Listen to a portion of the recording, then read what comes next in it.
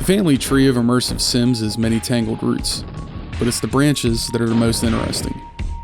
Branches are the points in which one journey may come to an end, only to sprout another arm of history that could possibly bear fruit. The history of the genre is nearly incestuous, with talents going on to work with companies built by the inspiration of the work that said talent helped to create. Or as like the case with Tim Stelmach, create a game that helped define a genre, then disappear from the very thing that you helped create. If the history of immersive sims was a tapestry, then it would be a small tapestry, to be sure. To the high budget rung of the industry, immersive sims are looked at as a fun, experimental phase. But it was an experiment that did not grow the bottom line and could not be relied upon to make money. The industry was going through a time of great automation, and all of AAA-dom was becoming visibly more mechanical in their designs. Some pioneers hung in there, releasing legendary titles without the financial support of large studios. These scrappy young upstarts would soon find their own studios closing. The legacy that these studios left behind is the design philosophy. A small slice of simulation from a first-person view. Games like Thief and System Shock were the seeds that inspired the growth of studios like Arkane and Irrational Games. And with the new generations of graphics cards, the presentation became crisper, the gameplay sleek and streamlined, and the appeal massive.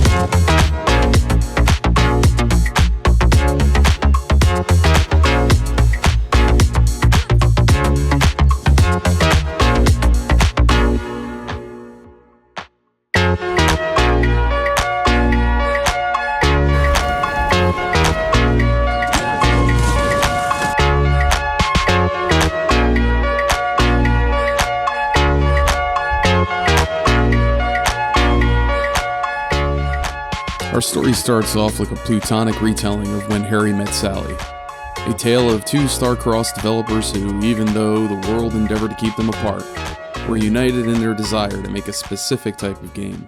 Harvey Smith's story starts with tragedy. At the age of 6, his mother overdosed in front of him, and shortly after that, his father killed himself. Harvey Smith became an orphan, wanting nothing more than to leave the place where so many bad memories and baggage had accumulated. Smith joined the Air Force with the promise of an education and a ticket out of Freeport, Texas. He described his life there as oppressive.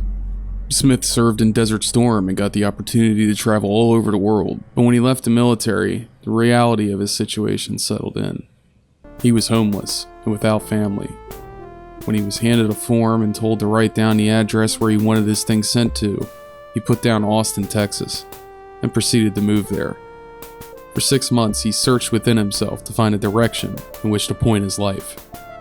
His early career had humble beginnings, starting off as quality assurance at the Austin branch of Origin Systems. His first day saw him sitting at a folding table in front of a 3DO console, tasked with ratting out bugs in the Wing Commander game. At this point in Harvey's life, he was a prolific software pirate and already knew the game inside and out. He was so enamored with the game that he never thought of the bugs as bugs, but as features that made the game more difficult, and he enjoyed them more as a result. But fitting in was difficult at first. He secretly derided the kids for their lack of perspective. He recalled that there were kids working at Origin who were only 17, that came straight out of high school with no life experience. They didn't wear shoes, they worked 12 to 16-hour days, and ate pizza for breakfast, lunch, and dinner. But the greatest difficulty he would experience would be in butting heads with designers that he believed weren't there for the games, but were instead akin to LARPers, dressing up as knights on the weekends, or only hired because they were history buffs. No one, in Harvey's opinion, was thinking about the gamers and their experience with the games. Eventually, Harvey went to work on Ultima 8 Pagan. Ultima 8 was known for many things, but most of all, it was known for its bugs. While working for QA, Harvey became frustrated with the quality of the game, and in that fervor, he typed up an email detailing all 100 reasons that he didn't like the game. He ended the letter by saying it was a slap in the face to Ultima fans and RPG fans, and he immediately sent it to his boss. Now for a moment, let's imagine the sheer terror that must have set in on Harvey as he laid in his bed that night, and the nights after, as he waited for a response. Imagine his surprise then, when he found that none other than Lord British was sitting at his desk one morning, waiting to talk to him. The letter had grabbed the Lord's attention, so he came to sit with Harvey and ask him about his list. Harvey expected the worst, but was surprised to find that Garriott was rather gracious for his candor, stating that he regretted the state that the game was released in. Smith was made an associate producer on the spot and given a small team that was put in charge of fixing the game. Out of the 100 issues they encountered, they managed to fix 60. Smith would go on to work with the translation team, then a writing team, and eventually became a producer working on a game of his own, all the while shoulder to shoulder with names like Doug Church, Richard Garriott, and Warren Spector. He called it the education of a lifetime.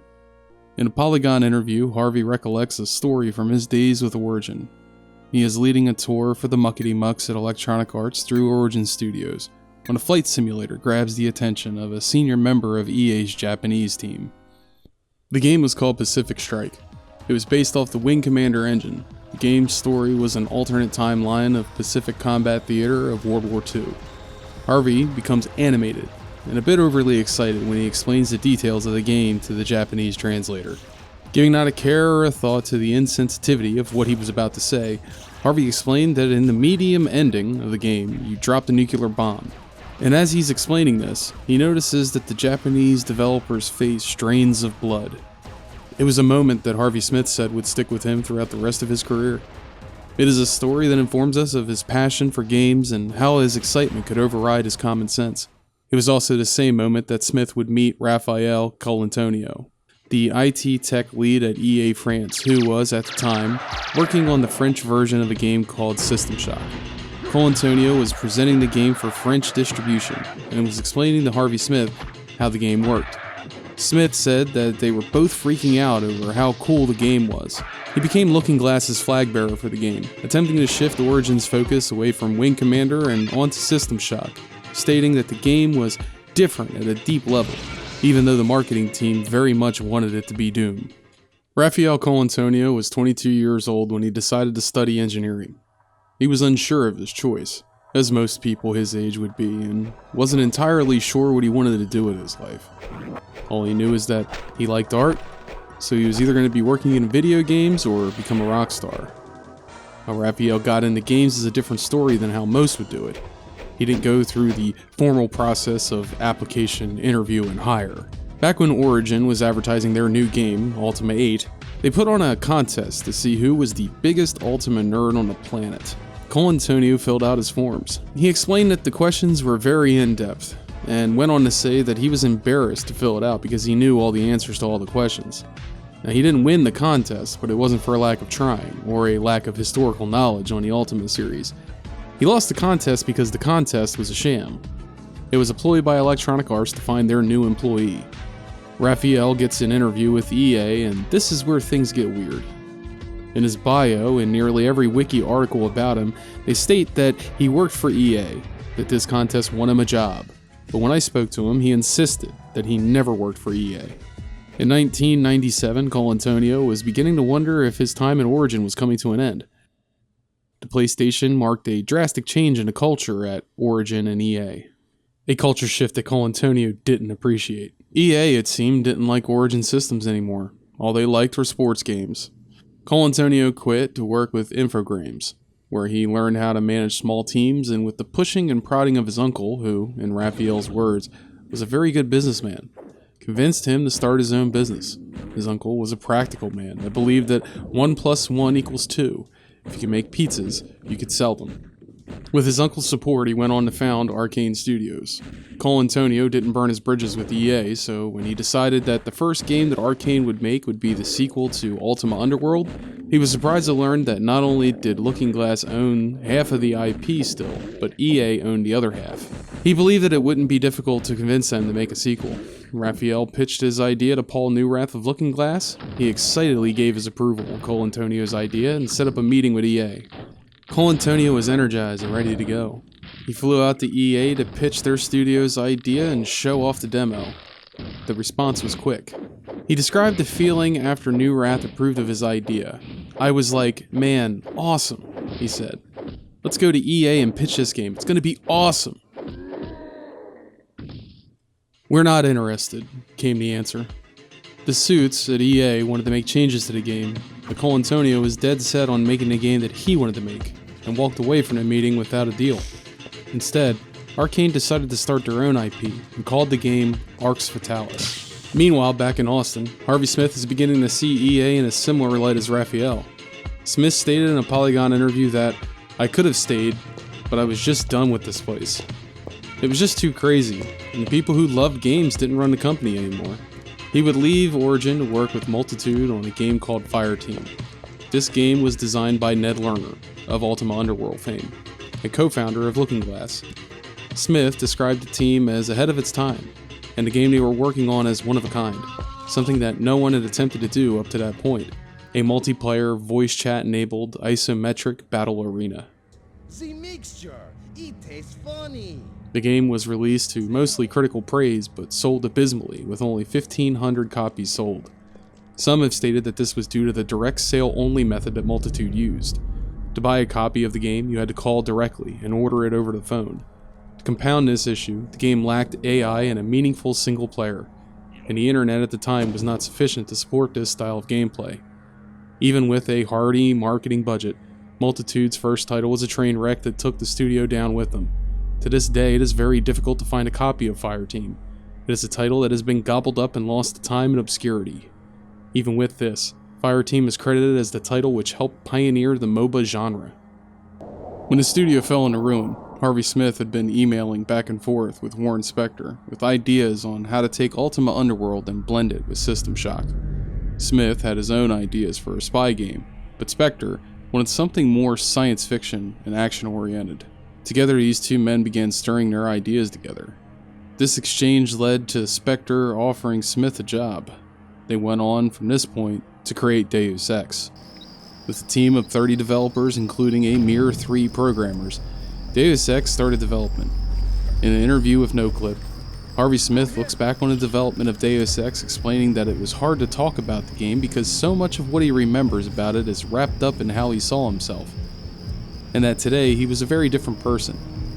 He talks about the numerous talented people that worked on the game and how Doug Church would come by every now and then to play the game to help them refine their goals.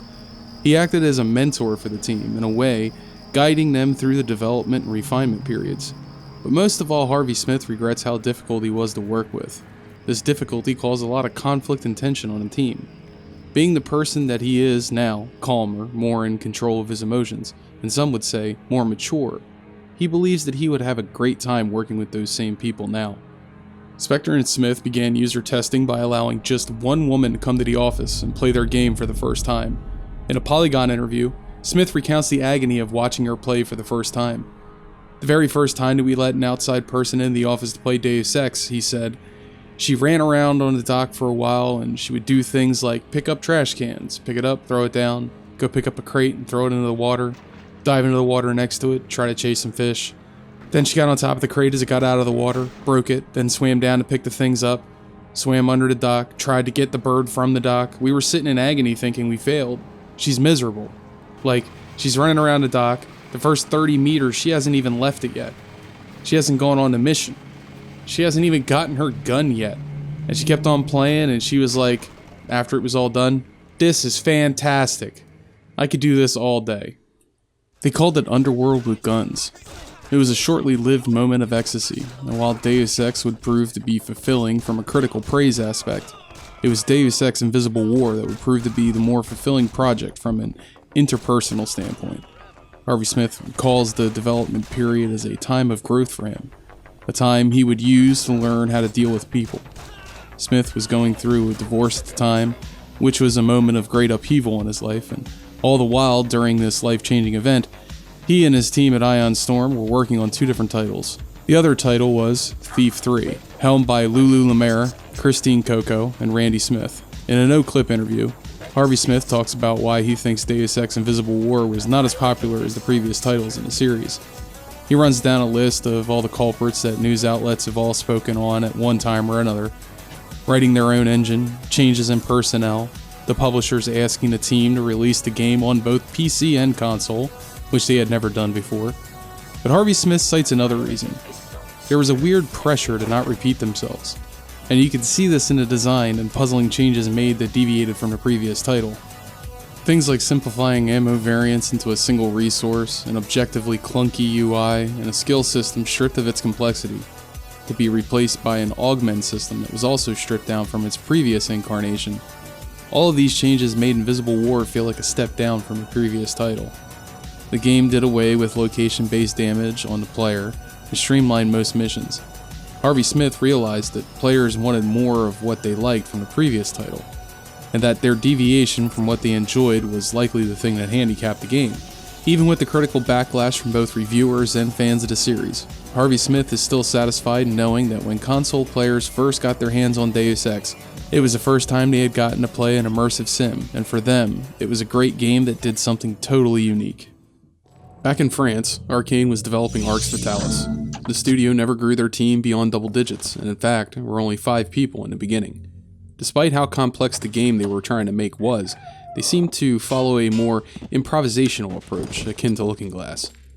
According to Christopher Carrier, it was cool because when someone had an idea, all you had to say was, well, what about this? And everyone would say, cool, let's do it. He went on to say that they were like a Special Forces commando unit, very fast and reactive. But with a team that small, the work hours piled up. And to make things worse, Raphael was having trouble finding a publisher for their game. Arkane was nearly pushed to the brink of bankruptcy when Joe Wood stepped in and agreed to publish the game. Just in time, too.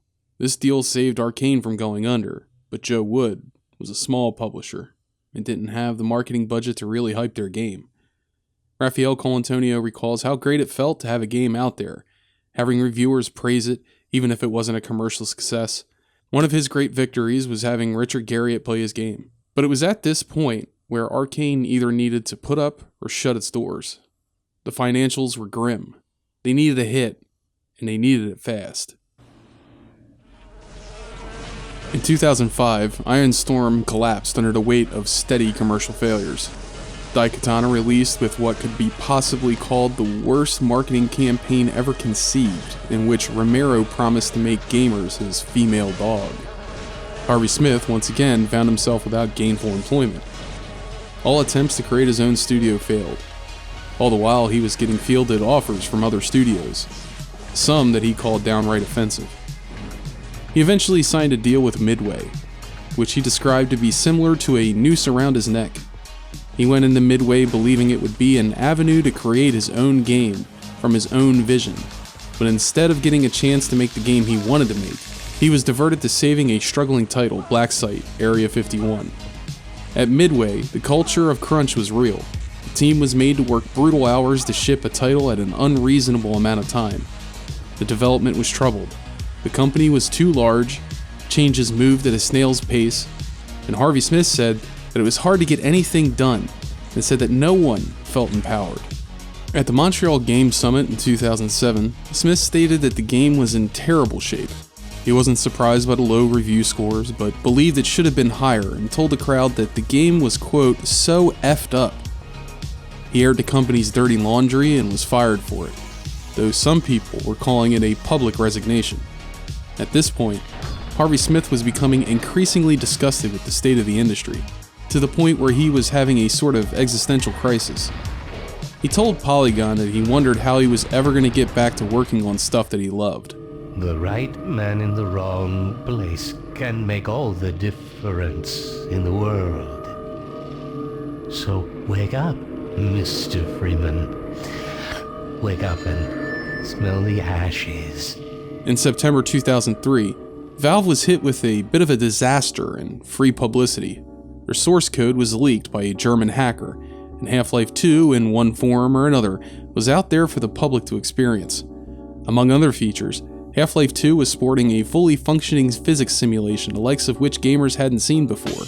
And at Arkane Studios, they now had the opportunity to develop a game on the very same source engine. Arx Fatalis 2 began prototyping on this new engine, but as they shopped their demo around, no one was interested. Arx Fatalis wasn't a commercial success, so publishers weren't all that eager to fund another.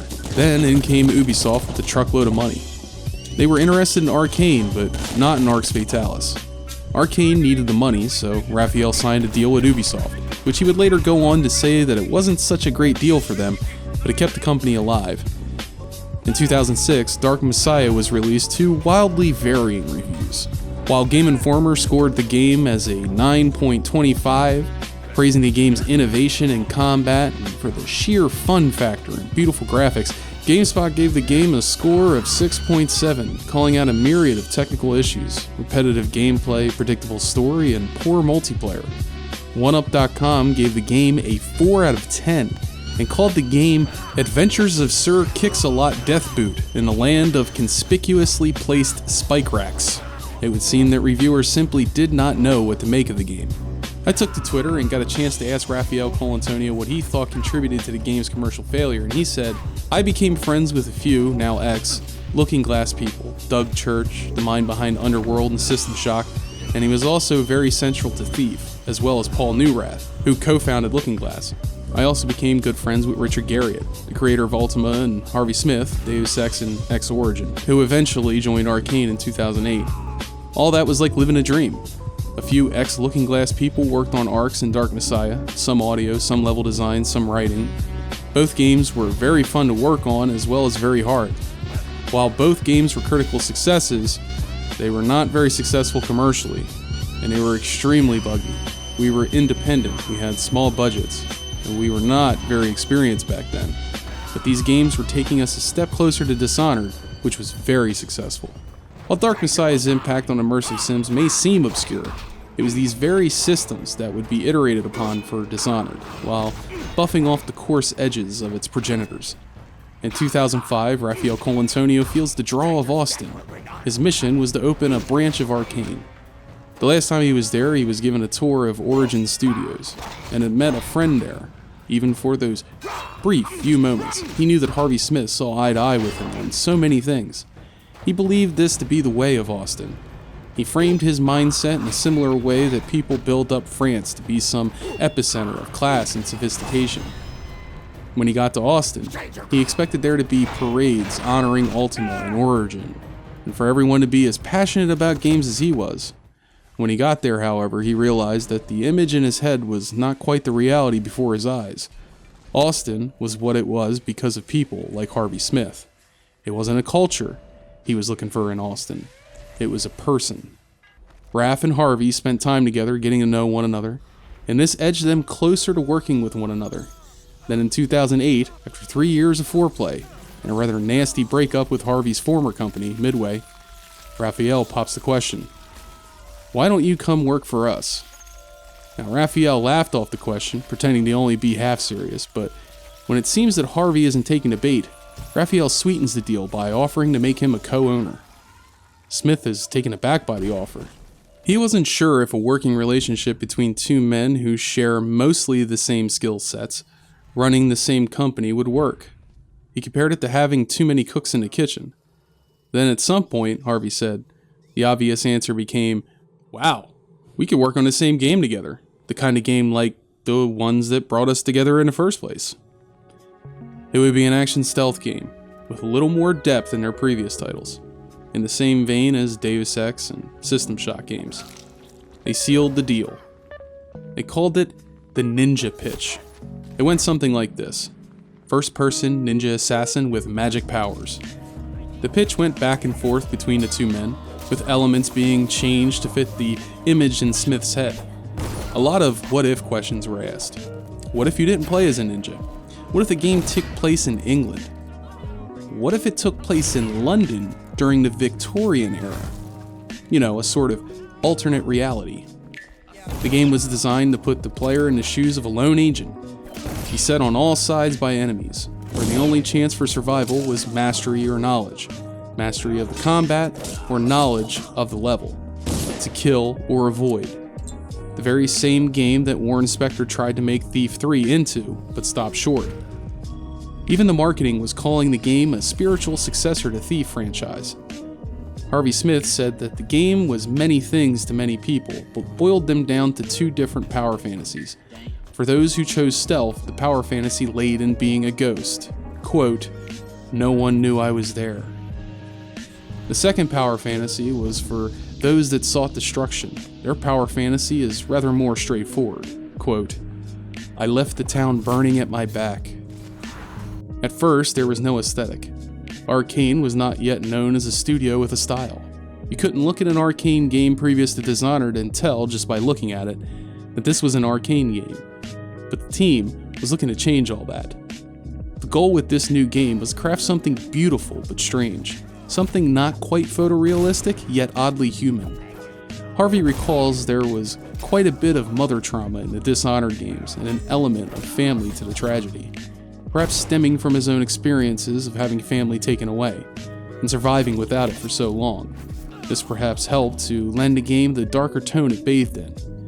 This would also be the first game where Harvey Smith would be given the opportunity to work with such star talent as Susan Sarandon as Granny Rags, Brad Dourif in the role of Piero Joplin, John Slattery as Farley Havelock, and Chloe Grace Moretz as Emily Caldwin. The budget of Dishonored was massive, and at a price tag of $25 million, it needed to be a hit, or cloudy skies would befall the studio. Where Dishonored ended up was with an art style that helped solidify a look of Arkane games. It had its own unique world, lore, and more focused on the skill of the player than any Thief title had been. Missing was the sound design that made the previous stealth title famous, and replacing it were a cadre of skills that made the player either an invincible killing machine or a ghost. Gameplay was a natural evolution of Dark Messiah's physics-based gameplay and emphasized player choice in a different way than most immersive sims.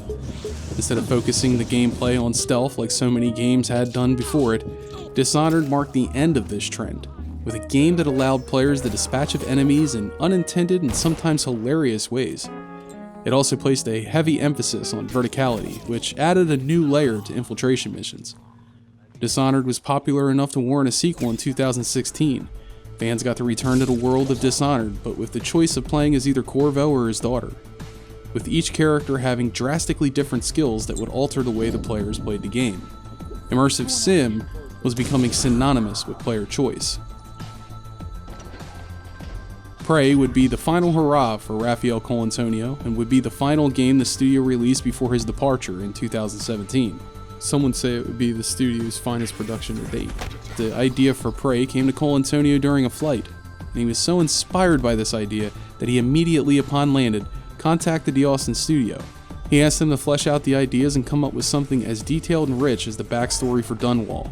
While pre-production was rolling along, the team came up with a backstory.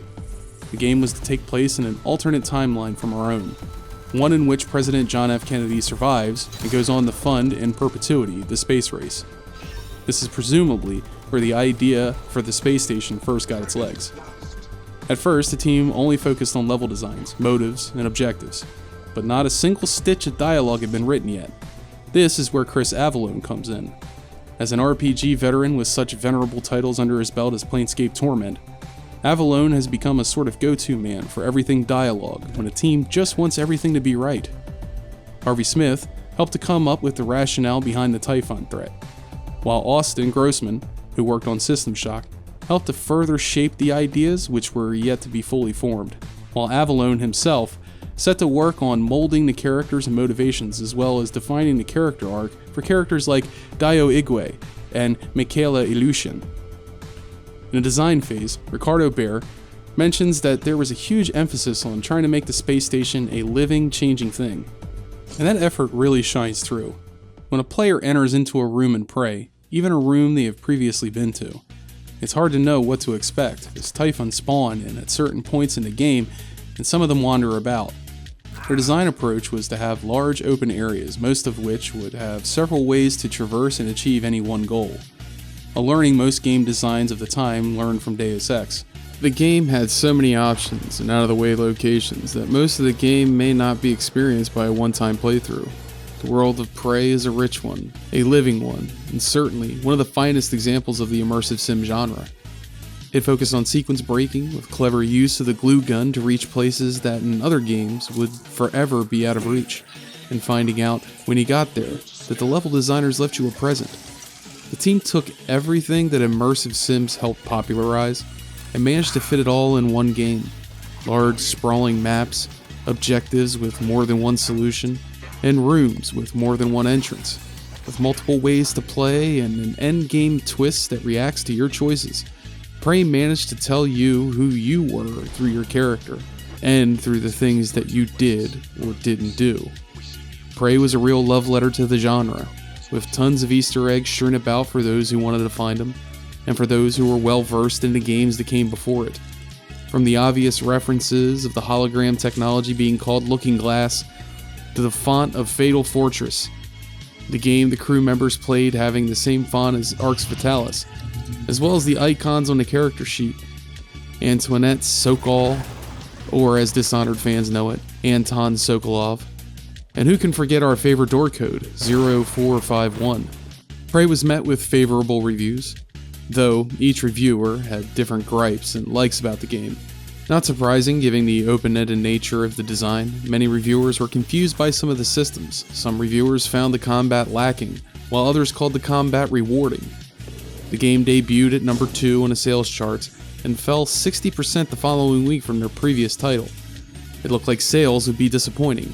It was yet another immersive sim that was either too deep for casual players or simply a hidden gem that got no attention.